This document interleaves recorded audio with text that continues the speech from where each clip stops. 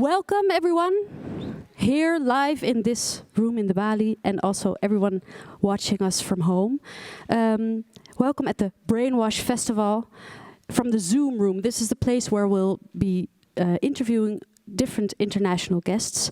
My name is Shula Tas, and we will be discussing democracy and the crisis it is in. Because democracies all over the world are showing signs of disease.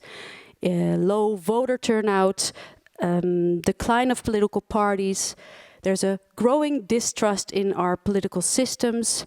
We have the rise of populist movements and also the rise of social activist movements. They're all symptoms of the same problem, which is the crisis of representative democracy. Welcome everyone, please take a seat if you can. And we have two different guests today that we will be discussing it with.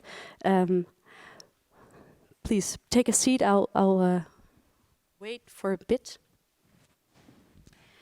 We have live from New Haven, Connecticut, we have Professor Hélène Landemore, who is she's a professor of political science with a specialization in political theory. And she wrote the book Open Democracy, Reinventing Popular Rule for the 21st Century. And we have also David van Reybrouck, who is one of the leading authors of our generations, but who published many things, among which Tegen verkiezingen, Against Elections, in 2013. I would like to give him a big hand, David van Reybrouck.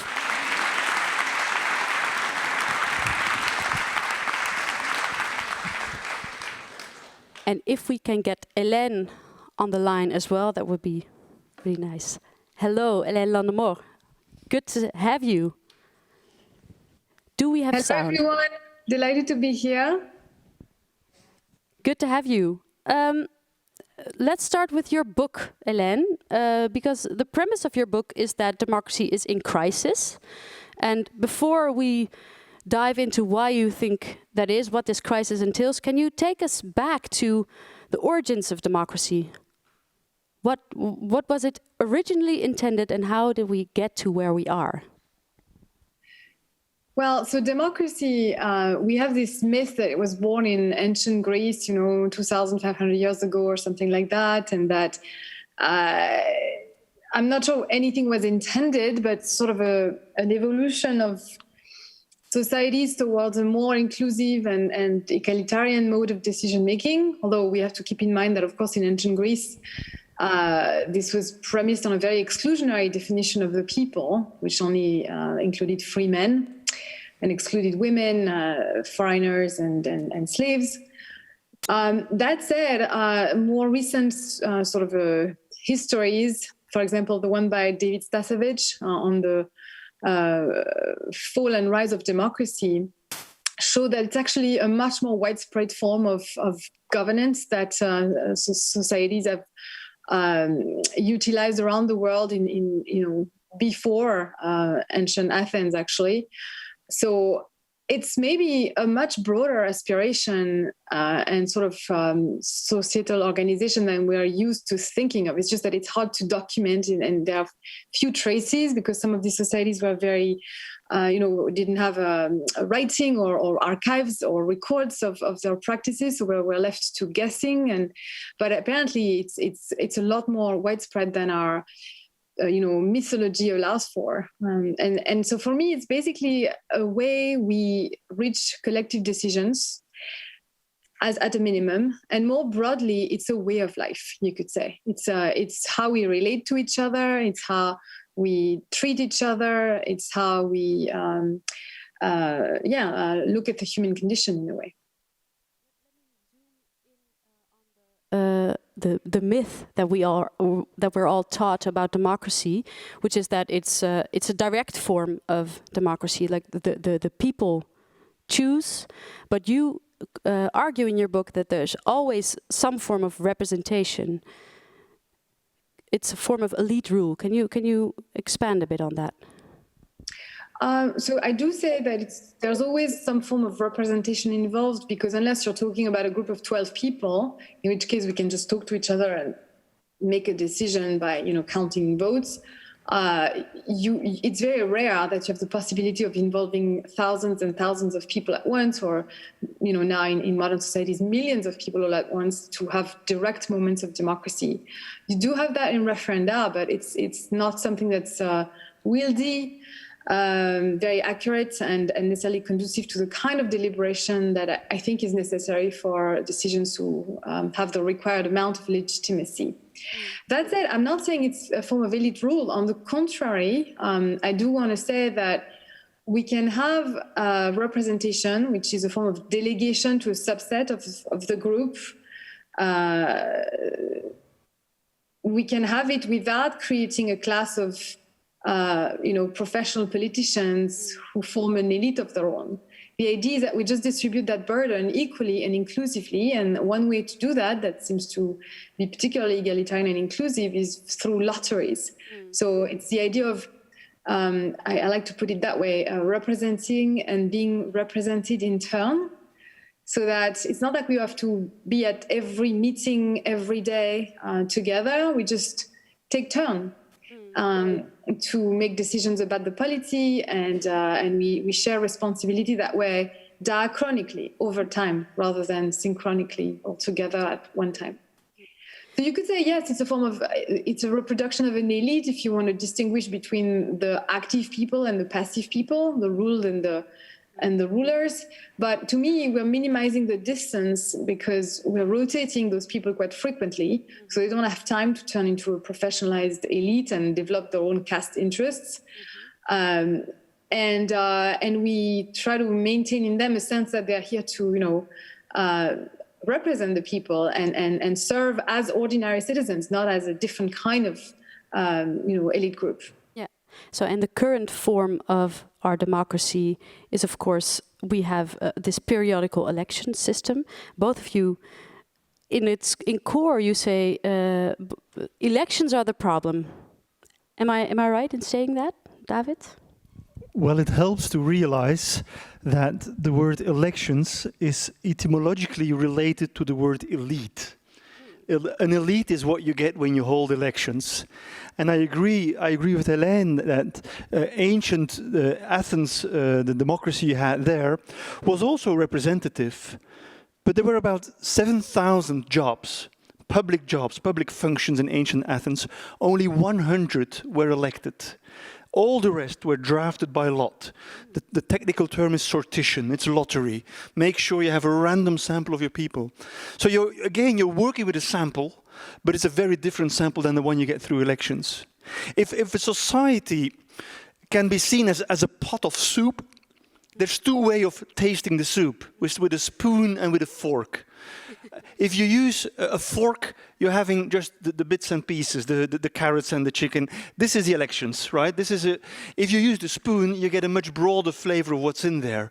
And both are forms of tasting, of sampling of what is there in the bigger society. But the fork is no longer enough. And actually, it was never meant to be democratic. I was always told at school that the American and the French Revolution, it was the end of aristocracy, the beginning of democracy, and thanks to elections this could be done. Well, it's not the case.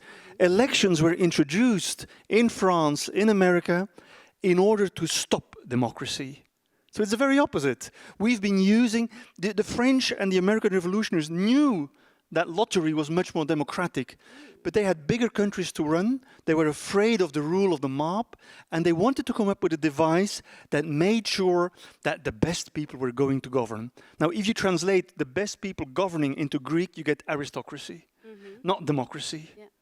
So it's what you see in the French and American Revolution was not necessarily the end of aristocracy and the beginning of democracy, it was the end of traditional aristocracy and the creation of a new form of aristocracy. The traditional aristocracy, it's Downton Abbey. It's people with titles, with lands, with hunting rights, etc.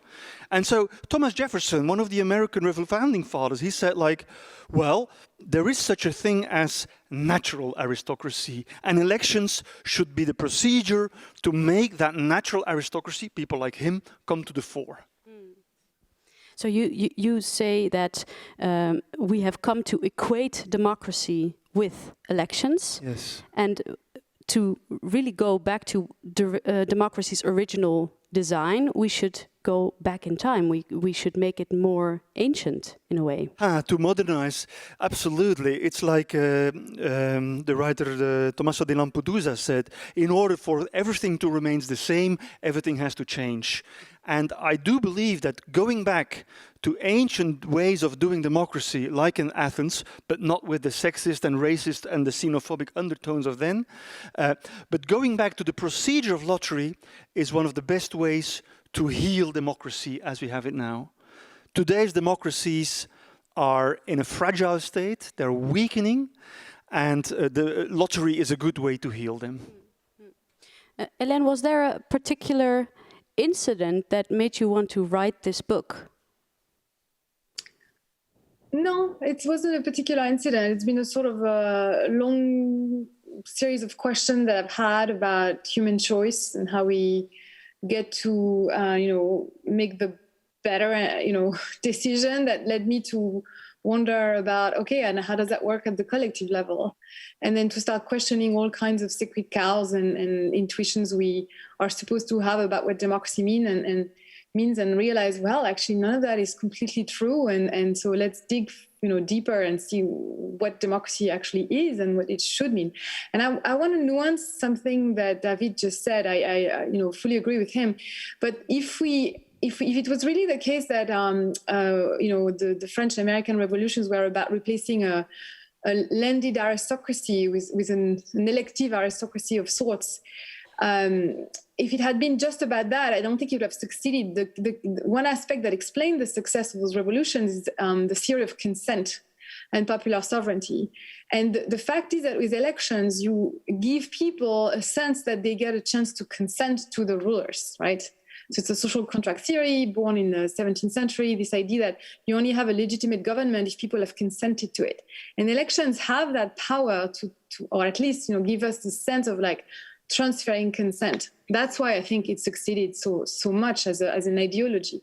The problem is that, on the one hand, it does give us this sense of, we're consenting to the rulers, but at the same time, we are creating this caste of people that are separated from us and often don't look like us because we pick, human choice is such that we will pick them on criteria that make them very different and on traits that are not evenly distributed in the population, whether it's charisma, height, looks, intelligence, or just plain and basic wealth. And so it's very ambivalent, the nature of elections. And so on the one hand, I think the beauty of random selection is that you distribute power more equally, so it's truly more democratic. On the other, you have this problem that you sever the connection to consent, right? And so you need to recuperate it in some other way or rethink the sources of legitimacy of a system based on lotteries and random selection, sortition. How do you put consent into sortition? I think there are two ways to increase the amount of consent. The first one is make it permanent. Don't make it a one-off thing, and so like 50 people or 500 people are the lucky ones who get drafted in by lot, and the rest of society is only there to watch and behold. Similar maybe to the American criminal justice. Well, yeah, there is really in the judiciary part of the American system. It's there. It's also in Belgium or in France. The Netherlands doesn't have this tradition of jury trials, but that's one of the way of doing it. And this is a proposal to do this not only to judge people, but also in terms of making bills in the legislative part of government. And it's happening now. You have to picture Mike a bit more again. Yeah. Okay. I'm having a very corona-unproof contact with my microphone. Oops. The German-speaking part of Belgium, it's a tiny little part of Belgium, but it has become the first region in the world where next to the elected parliament, you have a permanent citizens' assembly drafted by lot. And it's very tiny, but there was a lot of international interest for this. The Economist wrote about it, Der Spiegel wrote about it. And then all of a sudden, and Hélène and I were involved, the French mayor, Anne Hidalgo, who is running for president now in France, she got aware of what was happening in the German-speaking part of Belgium and said, like, I want to try this in Paris as well. We have good experiences with participatory democracy, but it's always irregular. You do it for a couple of months and you stop. It's start, stop, start, stop. We want to do this on an ongoing basis.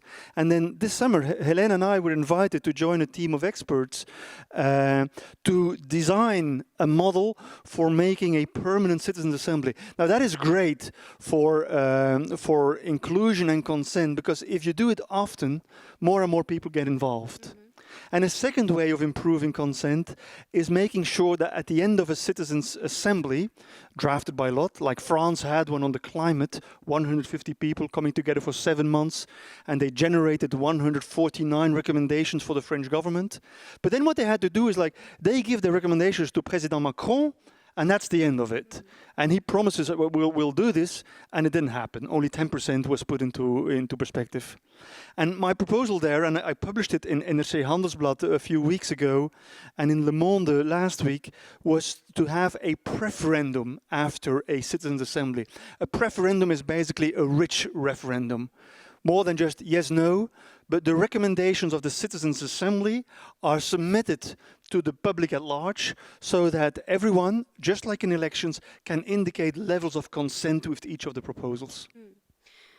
I'm struck by the fact that, of course, Macron promised a lot, delivered very little, and I think this is a phenomenon that we see across the world with these civil participatory processes. How do we put this sortition next to the sitting policymakers? Why is there always such a problem in translating it into actual policy? Hélène. Well, because you have competing legitimacies, I guess. Sorry, it's automatic light. So you have people who are in power in virtue of the consent they've garnered from the population, and then you have other people who are in power because they've been selected at random. And I think clearly these are very different sources of legitimacy.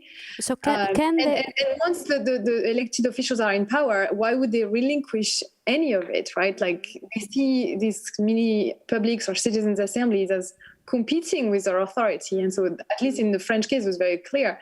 They saw Macron's creature, the convention, as, you know, competing with them, taking power away from them. And so they didn't want to relinquish theirs. Can they exist next to each other? Or does the sitting power need to be transformed, replaced by these new forms of participation? You're asking me? Yes, I think it can. And there's obviously, Hélène is absolutely right, politicians don't like to let power go. You have to imagine you are 25, you become a member of a political party, you become an activist, you become a militant. By age 35, you're put on the ballot for the first time. You don't get elected. By 42, you get elected. You get a minor job, and so it takes a while. And then all of a sudden, you are there, you are a member of parliament, and all of a sudden you have to accept that somebody who didn't do all these efforts is sitting in a room next door having power. It's hard. And I think we shouldn't pity them too much, but a little bit indeed. And but I think things are changing. Part of it is to blame also on the part of deliberative Democrats, because over the past 20 years, we have become very good at designing these citizens' assemblies, from drafting people by law to bringing them together, to letting them interact with the experts, writing recommendations. But then what happens next has always been very poorly designed. This has been the black box. And it's only now that we see that we are learning that the mandate, the thing that politicians promise beforehand, is crucial. Whatever you're going to do afterwards, make sure it's in line with what has been promised before. And I think a good example in learning from the failure or the partial failure of the French project, Macron's project, is what we're going to see in the city of Amsterdam from tomorrow on. A mini burgerberaad, a minor citizens' assembly will be launched tomorrow for 2 weeks. Amsterdam is not meeting all its climate reduction targets. The 55% reduction by 2030 has been calculated, and Amsterdam is only on tracks for getting to 37. And so there the question is now, to a random sample of 100 participants, inhabitants from Amsterdam, what should we do to get there? I think that's great. It's a small project. Well, there's elections in March. Things have to be able to be implemented, but there's a real commitment from the city government to implement what has been decided. I think we'll discuss about this a bit more later, but I was wondering, what was my question? This is really strange. No, let's go to the audience. I'll get to it later. I imagine there are a lot of people here with questions, and I have to say questions end with a question mark. So please, no remarks. Here in front. Hi. I'm interested in deep democracy, and there they deal with the minority. They have a big interest in minority by decision making. How do you deal with the minority and the danger of the tyranny of the majority in your plans? So the question is, how do you deal with minorities in an assembly drafted by lot when there is a danger of a majority taking over? Yeah, and the feelings of the minority is the decision takes. In the decision, is there a place for the minority, okay, for the feelings of the minority? Perhaps I can refer to what was voted in the German-speaking part of Belgium, as I have been part of the group of architects designing the model. There, if a random sample was created, 4 criterion, this is what it says in the bill, it's age, gender, level of education, and the municipality in which you live. But for particular topics, extra criterions can be added. For instance, imagine that a citizens' assembly has to be organized on the topic of farming. There can be a guaranteed presence of farmers within that citizens' assembly to make sure that they are included as well. That's one option. A second option, what you often see with minorities, is that they can be invited as experts. These citizens panels, when they come together, they can invite experts. This can be academic professors, but they can equally be people who are concerned about the topic. And so there is a guarantee that people's voices can be heard there as well. Does that answer your question? Not totally, because what I meant was the minority after the decision. So you refer to the minorities in the society, but I mean that if you make a decision, there's always a majority who says, okay, this is the decision, and there's a minority who... Yes. Okay, sorry, I didn't get your question right then. What you often see with the report, with the recommendations at the end of a citizens panel, you see 2 things. First, participants reach levels of agreement which are much higher than in Parliament. Parliament has to struggle to get a 50% majority. Many citizens' assemblies very easily get to 80% majorities. If people feel strongly, if certain participants feel strongly about their dissenting opinion, they are often included into the report as a dissenting opinion. And so that politicians who receive the report can read not only what people agreed upon, okay, there's 80% agreement on this or that, but there's some interesting thoughts there as well. So there is an inclusion and a process of visibility creation around dissenting opinions. Okay, I think that was your question. Okay, good. In the back, there's a gentleman with his hand raised. You slightly joked about a career politician who does not want to let go of power, but democracies are also just the current system is defended by money, lobby power, and violence, right? It's much broader than just that individual in Brussels who doesn't want to let go of power. Do you think that this can happen without violence? Without violence? Hélène, you are in the US, where money plays a much bigger role in parliamentary elections than they do in the Netherlands or Belgium. Do you want to take this question? I have to say I'm a little pessimistic because if you look at, I mean, maybe there are countries that will be inspired before the violence takes hold, but in France, it's true that the Citizens' Convention for Climate wouldn't have happened if it had not been for the great national debate, which would not have happened if it were not for the violence of the Yellow Vest movement that took place in November 2018. So it looks as if, these systems, like most systems, have an inertia that's very hard to shake up. And social movements are the only thing that seem to steer the pot enough that finally elected officials are like, oh my God, we need to do something, And, to quote Lampedusa again, indeed, they're finally doing something because not doing something would mean the end of their own power. So they're trying to co-opt citizens' assembly, do participation washing.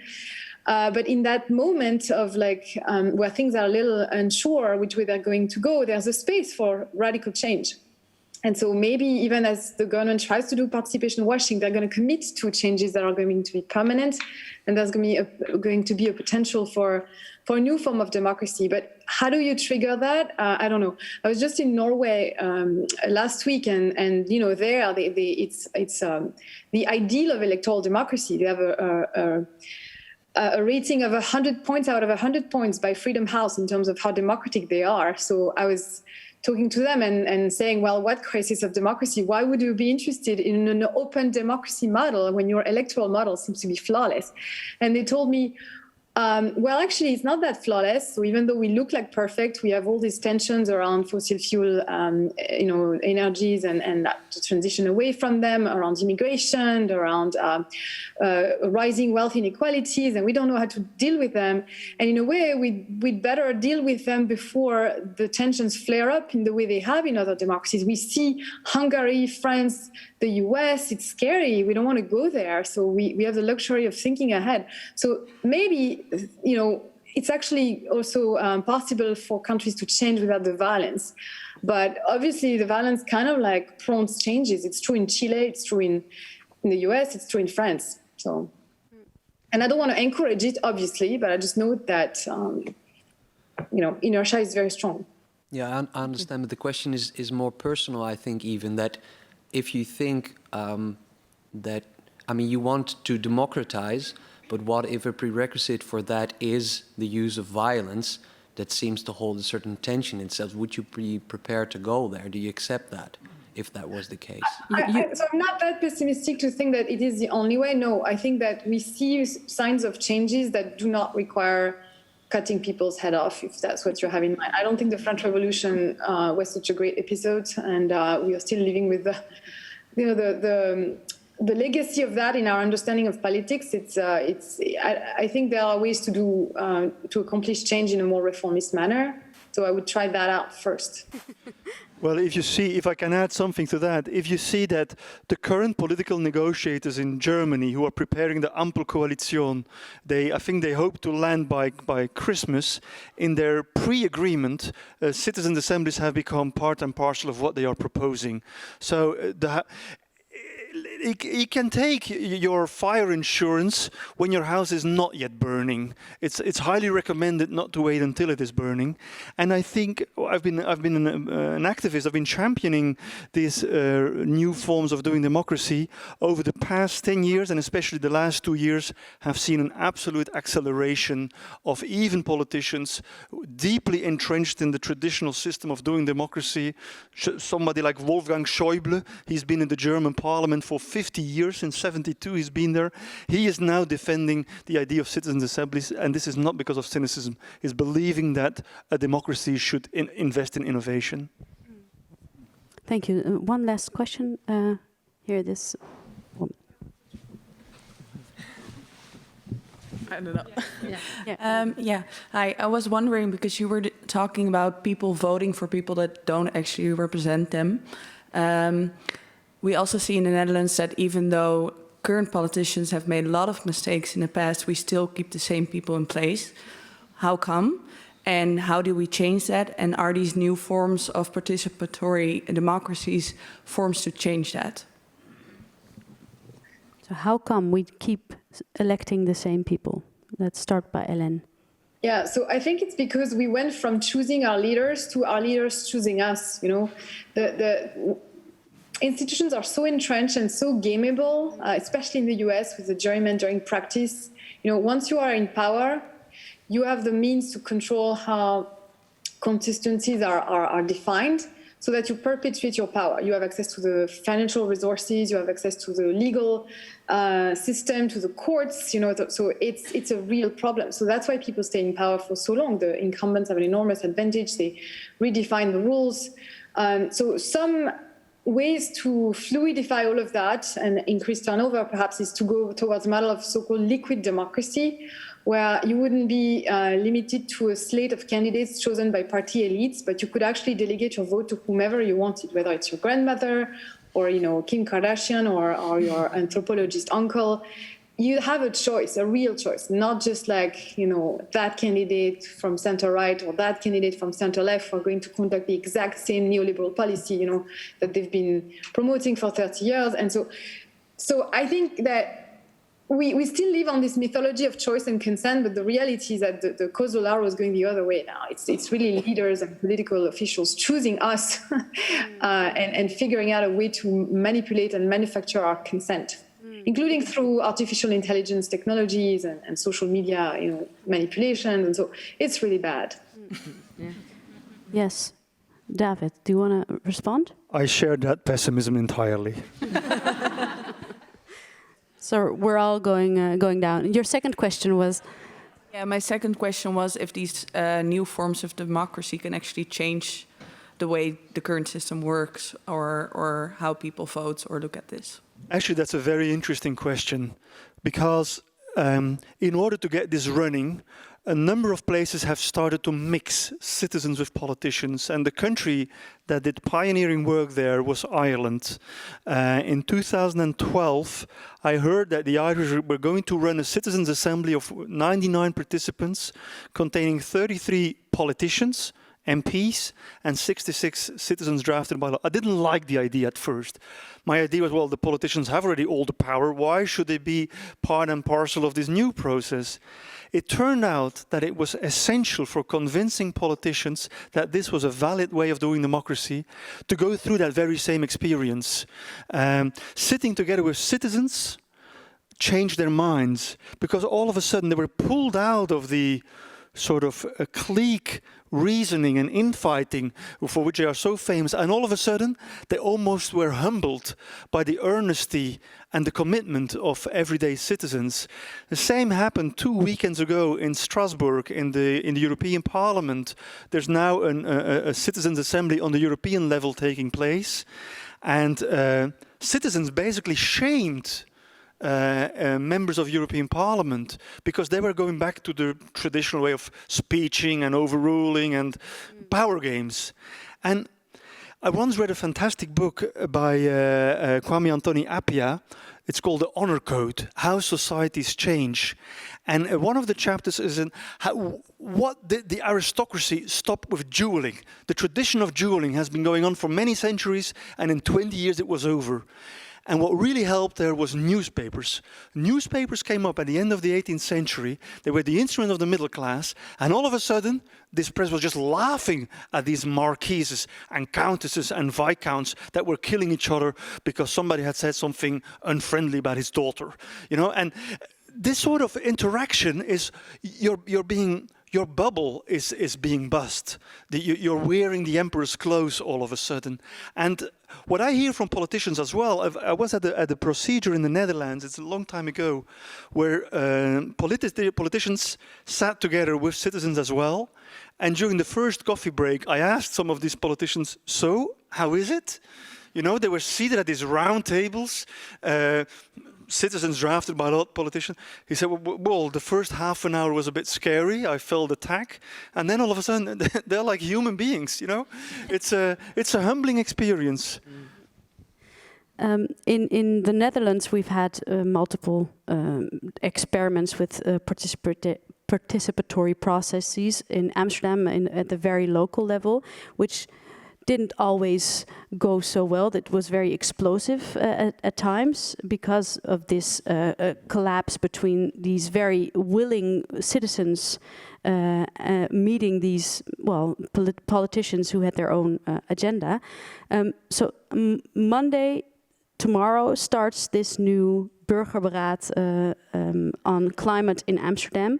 It was an initiative of the Raad, of the Dutch, the Amsterdam wethouder, yeah, council, yeah. Yes. Can you explain a bit what does it entail, and how do you think it's going to go? I'm not the biggest expert on the Amsterdam process. One of the biggest experts is here. It's Eva Rovers, who happens to be my partner as well. But she has been the chief counselor advisor to the city government for this process. It's true that many examples of participatory democracy ended badly. But I think the devil is in the details, or the devil is in the design. If a citizens' assembly is properly designed, if the lottery has been properly done, if the process is properly run, most of the time these are transformative experiences, not just for accidental politicians who might happen to turn up, but mostly for the participants. For all of a sudden, people feel included. They feel they are taken serious. I've done research on democracy in Congo.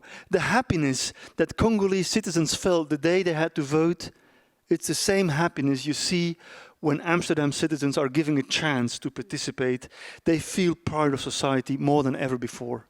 So what are some of the parameters to keep in mind with designing these processes? Yes. The OECD has published last year a very important report, and Hélène knows it very well as well. It's called Catching the Deliberative Wave, because it's going so fast. It's an inventory of 300 experiments with deliberative democracy, with random samples, sortition, and it's going very fast. And the report describes what has been happening in the past, and it gives guidelines, 11 guidelines for what should happen now. And the first guideline is make sure there's a mandate. Make sure there's a purpose. A mandate, a politician that commits himself or herself. Political mandate, not a political mandate. So a commitment from the commissioning authority. That's the first one. I will not go through all 11 of them, but make sure there's sufficient time. Make sure there's information that can be accessed. Make sure that your random sample is properly done. There's a whole range of parameters, and all too often you see processes. I think the Paris process was quite well done. Hélène has been an observer, but there the process has been the transmission from the panel to the politics. So the après-ski, so to say, was poorly developed. So these are all parameters, and I think I'm really, really glad that the OECD has established these 11 parameters, because the OECD, you know, they are a very important organization in terms of electoral observation. If there are observations in Myanmar, the OECD sends observers. But I'm so happy they start doing this work on deliberative democracy as well. Interesting. Hélène, would you like to? Yeah, I think there are two things that are important. One is institutionalization. I think it's good to have a good mandate and all that, but if they are not like judicially backed up powers that the citizens can seize and enforce, and then it's still very dependent on the will of the prince, on the will of the elected officials. And it will only grow the distrust. Yeah, so I think the Belgian sort of precedent is really crucial. Like this body of 24 randomly selected citizens with actually, legal power to set an agenda, to convene citizens, other citizens panels, etc., is really good. The fact that the city of Paris is set on creating another type of institutionalized body, with power over a year, not just a weekend or 2 weekends, that's really good. The other dimension is information, because information is another form of power. And one thing that struck me in the French Citizens Convention for Climate is how the citizens themselves lacked information about where the rest of the country was in terms of the proposal they were putting forward, and how much they feared the rest of the public, when in fact they could have been given the information that, over 60% of the population was behind them on every single proposal that they came up with, except one, the one that meant to, reduce speed limit on highways. On everything else, including the very sort of like coercive measure of enforcing global renovation, on all of them, they were behind the citizens' convention. But the members of the convention didn't know it. All they knew was that on social media, they were vilified as green ayatollahs. And they mistook that sort of social media foam for what the public actually thought. So having institutional power and having actual knowledge over the rest of the countries are really key, because you need an alliance, you need the support, you need the legitimacy of the larger public. And it goes both ways, actually. The public also needs to know about the convention, which was the case in the French experiment, where 70% of the people knew by the end of the process what this convention was. But oftentimes these mini publics are secretive and very little publicized, and that's not good. So again, power, information. I think information, thank you, that's very insightful. Information is also a risk factor in a sort of going from what the gentleman over there said, because there is also always some money involved. Is it possible to keep out these interests out of these processes? The lobbyists, I don't think it's desirable to keep them out in the sense of not letting them give their viewpoint and talk to the assembly. In fact, in the French process, they had access to the citizens to a degree.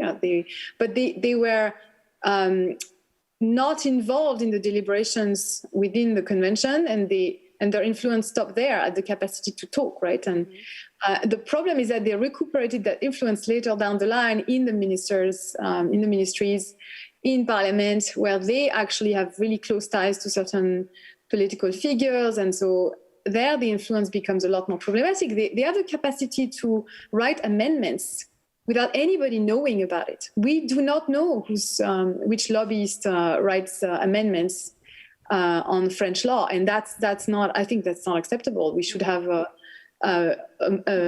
law that says it's mandatory for amendments to be traceable to the lobbyists and to know exactly who met whom during the process. That's not the case right now. It's a huge problem.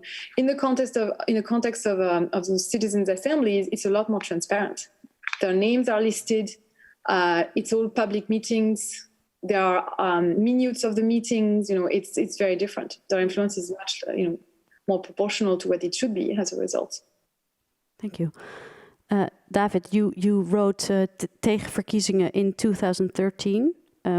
I think back then it was quite a new way of thinking. Am I right? Oh, it was even worse. It was seen as a completely crazy proposal. I was vilified, torn to pieces by certain individuals, and I do remember all their names. And I know where they live. But then, if you remember, in the Dutch parliament, somewhere in the 1850s, there was a discussion going on about universal suffrage for men, and some backbencher shouted in the room, "Really? The right to vote for workers? What will be next? Women's right to vote?" Well, it's a sort of similar reaction you get. Whenever you try to broaden the definition of democracy, there is a conservative reaction saying like, "Oh, this can't be done. This is the end of democracy. If you give women the right to vote, it's going to be really the end of everything rational, etc." It turns out that some of the best world leaders today are women, so it wasn't that bad of an idea after all. And so, likewise, it was. It's been an interesting time since 2013, and it's really fascinating to see this idea gaining momentum now. These are fascinating times, and it's something is starting to move. We're not there yet. The challenges ahead are enormous, formidable. Climate change, I don't think you can develop a robust climate policy without involving your citizens, but I do wonder whether we'll still have time to do this properly. It's going fast and at the same time too slow. Thank you. We have time for one last question. I would like to have a woman here in the front. Sorry, I would like to give her the Sorry, just... Well, thank you, and thank you for this very rich debate. I think we touched upon a very many important issues, and I just read the book of Fishkin, which was very boring. I much rather read your books, but it was very challenging, and he touched also upon the institution design and the criteria, which you also alluded on. And when I read his book and now listening to you, I was, why don't we see this much more in Europe? Why don't we have this much more if it's so promising? And it comes back to the question, what is needed for powerful elites at the moment to relinquish their power? So that would be my question to you. What is needed to actually introduce this, to convince our elites that it's necessary? And the second question is related to the title of this debate. Why do we get the worst leaders, not the best leaders we deserve? If we would introduce this model on a broader scale, on a national scale, what would make that we do get the best leaders through this model? Why is that the preferable outcome or the logical outcome? So what would help? More noise. I think that's crucial. Making sure... Starting here today, making more noise, sharing enthusiasm about it. This is happening, but I think if 15 years ago 1% of the population knew about it, today it's perhaps 10%. It's not enough critical mass yet. So spreading the news is important.